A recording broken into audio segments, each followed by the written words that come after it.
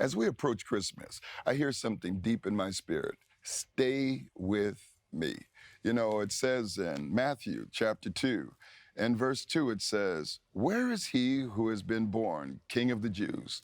For we have seen his star in the east and have come to worship him."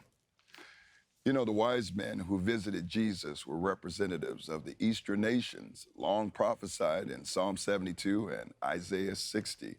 Gentiles coming to worship the Jewish king with extravagant gifts. The wise men were astrologers who recognized from the symbolism of the stars that something extraordinary was happening, that a great king was being birthed because of a new bright star in the heavens. So they traveled great distances to worship him.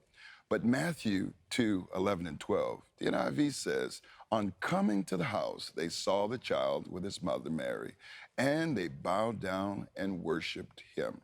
Then they opened their treasures and presented him with gifts of gold, frankincense, and myrrh. And having been warned in a dream not to go back to Herod, they returned to their own country by another route. But as soon as they found him, they gave him their gifts, and they headed back home, never to return." My question is, what did they get out of the trip? Did they ever think about Jesus again? This is one of the greatest mysteries of Christmas. Many people, like the Magi, honor Jesus.